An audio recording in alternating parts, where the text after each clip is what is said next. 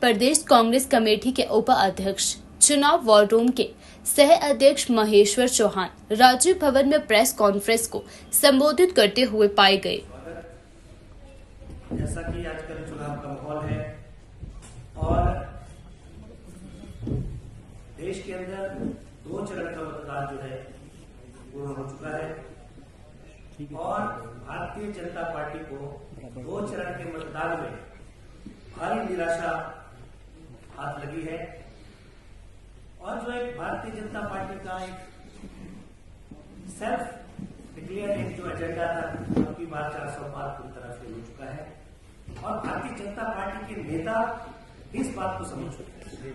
तभी आप अगर देखें तो आजकल भारतीय जनता पार्टी के राष्ट्रीय और प्रादेशिक नेता मुद्दा आधारित प्रचार नहीं करना चाहते, वो मुद्दों से हटकर प्रचार धर्म के नाम पर और जाति के नाम पर ले जाना चाहते हैं। लेकिन हिंदुस्तान का आवाम जानना चाहता है, हिंदुस्तान का हर बेरोजगार जानना चाहता है कि भारतीय जनता पार्टी मुद्दा विहीन होकर मुद्दों से हटकर अलग इधर उधर की बातें करके चुनाव प्रचार को प्रभावित करना चाहते हैं। जैसे जैसे चुनाव प्रचार आगे बढ़ रहा है भारतीय जनता पार्टी बहुमत से दूर होती जा रही है और इस बात का आभास उनके नेताओं को बड़ी भाती है। अब आप देखिए घोषणा पत्र कांग्रेस पार्टी का निकला, भारतीय जनता पार्टी के नेताओं को जो हमारे घोषणा पत्र में लिखा है वो नजर नहीं आ रहा, लेकिन उनको हिडन एजेंडा समझ आ रहा है। जो हमने नहीं लिखा है, जो हम नहीं करना चाहते वो भी उनको नजर आ रहा है। तो इस तरह की काल्पनिक और जिसका कोई बेस नहीं है उन बातों पर जो है चुनाव प्रचार करना चाहते हैं, जबकि देश की जनता यह जानना चाहती है कि पिछले 10 वर्षों में आर्थिक रूप से हिंदुस्तान जो है पीछे क्यों हुआ है। आपको याद होगा भारतीय जनता पार्टी जब सत्ता में आई थी 10 वर्ष पहले तो महंगाई और बेरोजगारी इनके 2 मुख्य मुद्दे थे। तो आप बताइए क्या महंगाई पर आज ये लगाम लगा पाए?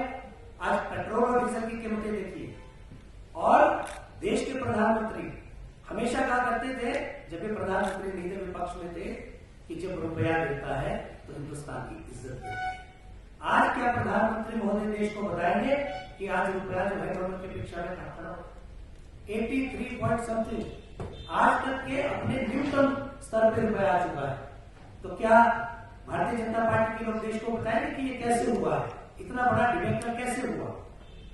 और पूरी तरह से जो केंद्र सरकार जो है आज एक्सपोज हो रही है, सवाए इन्होंने केंद्रीय जो जांच एजेंसियां है, चाहे सीआईडी है चाहे ईडी है, इनका दुरुपयोग करने के अलावा कोई भी उनके पास प्रचार का साधन नहीं था और आज पूरे देश के अंदर भय का माहौल। एक तरह से मैं आपको कहूं कि देश में अघोषित आपातकाल जैसी स्थिति बन चुकी है। विपक्ष के बड़े बड़े नेताओं को चुन चुनकर निशाना बनाया जा रहा है। आप देखिए कितने 2 प्रदेशों के मुख्यमंत्री को हिरासत में ले लिया गया और जो भी नेता भारतीय जनता पार्टी के खिलाफ मुखर होता है, जो भी नेता को वो अपने खिलाफ थ्रेट समझते हैं, उनके खिलाफ ईडी और सीबीआई की जांचें शुरू हो जाती है। और अब तो सारी हदें पार हो गई है, निर्वाचित सरकारों को गिराया जा रहा है कि प्रयत्न हो रहा है और मुख्यमंत्रियों को जेलों में डाला जा रहा है। तो कहने का तात्पर्य यह है कि भारतीय जनता पार्टी के पास मुद्दा नहीं है, लेकिन इन चीजों से अपने आप में सजीवनी ढूंढना चाह रहे हैं।